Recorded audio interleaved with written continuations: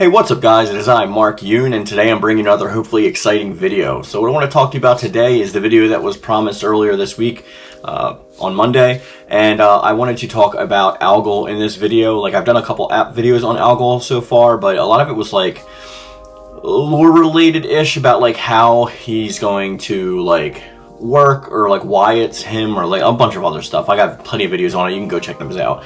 What I wanted to talk about today though is specifically what I think the plot is going to entail around Algol, and like which Algol it is and all that stuff. So let's just jump right into the video because we got a lot to cover and I'm trying to do this in a short amount of time.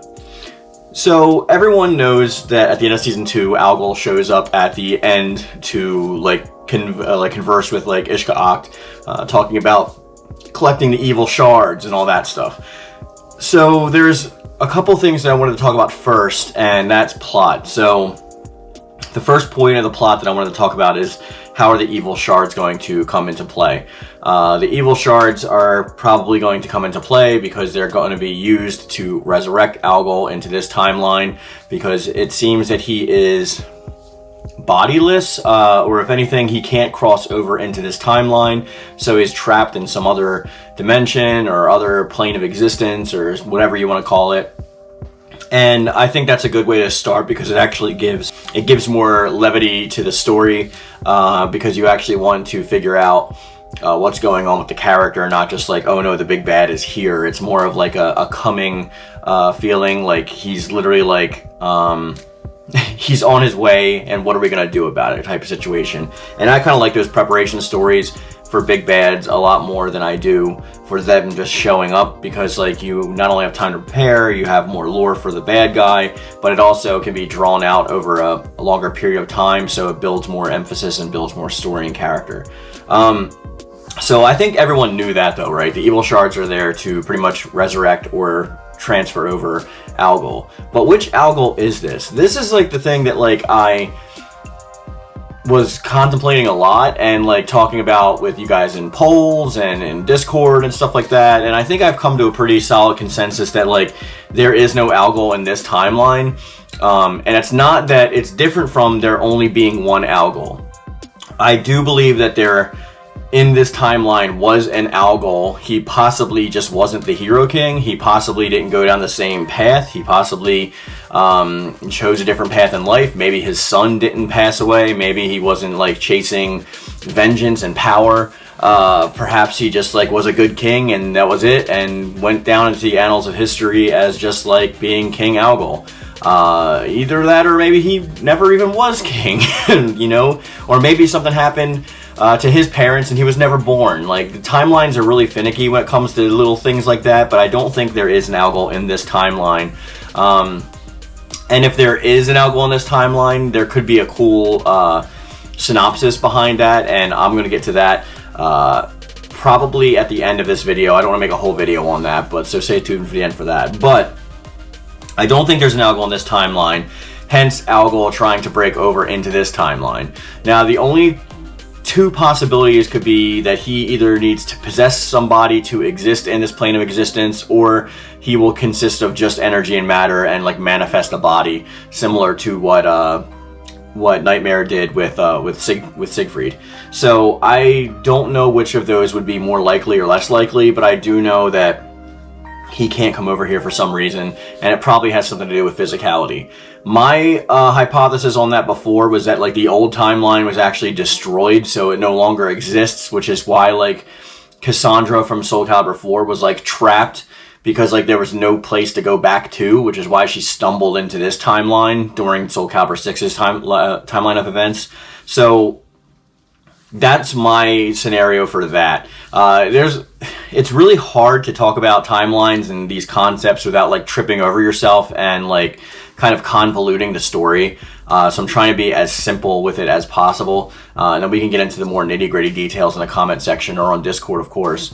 But my hypothesis lied before that like the last timeline was actually gone and destroyed, and like there's going to be no more crossing over unless like there's portals that open up to another timeline that was similar to the past timeline or had similar chain of events. Like I said, it's convoluted as hell.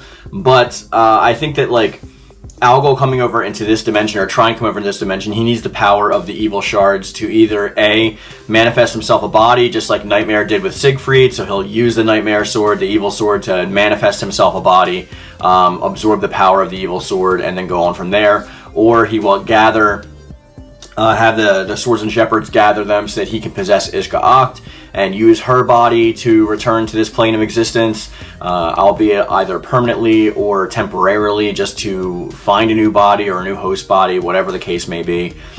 But that's definitely Algol from the past timeline. So I think the good that comes with this, there only being one Algol, like, to be here would be just like simplicity of story. Like, there's a main bad guy that we have to overcome, let's overcome him, blah blah blah. There is warnings of the last timeline from people like Zasalamel, who shares a memory with his counterpart, and people like the mystics of the game, and also Cassandra, who is warned by the broken version of Cassandra from Soulcalibur 4. There's a lot going on and a lot underlining the scenes that are taking this into a totally different plotline direction, and like I'm honestly here for it. There's a lot of fun stuff, but Algol himself is really interesting in this case. Algol wasn't that interesting in the last timeline, to be honest with you. He was just like the Hero King, his son died, he went man with power, and then like tried to destroy everything, which is pretty much every bad guy ever. So I don't think that that was necessarily like too good of a story to revolve around. But this one being built up is totally different. There's a lot of nuance involved, and Algol himself has a lot of room to grow. So there's another possibility of an Algol existing in this universe and being deceased, and Algol trying to use the Sarge to resurrect that body and possess his counterpart, just to have like a permanent fixture or a permanent body. That's also a possibility, but I don't know if they're going to get that grotesque or dark with the story going into that. I think it's probably going to be more likely a possession thing, or him creating a physical body than the third option. So that's just my opinion. But with Algol coming into this plane of existence, I don't see him actually coming in super physically right away. I think we're going to have a certain situation where he's going to be like broken, and if he does enter, he'll be powered down and he'll need time to like gather energy to come back to his full powers. That way he's not just like the main bad guy of this game and we have like no idea what to do in the next game. I think definitely we are going to primarily be revolving around Ishka Acht and the Swords and Shepherds in this game. And if Algol does come back in some form or function, it'll either be in the form of possessing Ishka Acht, in which he can be dispelled, possessing the sword, in which he can be dispelled, or coming back broken, in which he has to charge. I don't think they'll finish him off before he has time to charge. I think he will get to a point where he's fully back to normal, even more crazed now that he knows what happened to the last timeline and what happened with maybe his counterpart in this timeline. Like, he's definitely mad now, so it's going to be, I mean, mad as in like insane, not mad as in like angry. But there definitely is a lot of nuance to this story that should be like treaded upon super carefully, because like with timelines you can get finicky and you can mess the whole story up just from like messing up one part. What I don't think is that there's another Algol in this timeline. I don't think there's, I mean, another full powered like evil, like controlling the swords like Algol in this timeline. I think there's only one of those. Think of it as like, if you're going by MCU, there's like a Kang the Conqueror, but there's also like different iterations of Kang who are like good versions or trying to be better or just normal, you know what I mean? It's like, just because you exist in one timeline as one way doesn't mean in the other timelines you're going to exist in the same way. I know it's weird. You can see this if like the Spider-Verse, in one universe, Peter Parker was a girl. In another universe, like, Peter Parker never was bitten by the spider and never became Spider-Man. There's just, like, any little decision that's made by any little character can change anything, which makes a hurricane, and it's called the butterfly effect. It makes a hurricane of, like, different changes going forward, in which, like, a lot of people aren't even born or look completely different from who they are or are completely different. It's really convoluted, but Algol in and of himself is lending to be like pretty particularly cool. But I want to get to the part of the video where I told you last time, where what if Algol does exist in this timeline? Like, what kind of story implications could that create? There is a chance that there was like a version of Algol in this timeline that accrued power or like went into hiding or resurrected already. Maybe he was aware of like the other timeline's happenings because of some kind of like connected consciousness or something, and he's actually a good Algol and is going to try to join the hero's side and lend his power to defeat the evil Algol, probably using Soulcalibur as opposed to Soul Edge.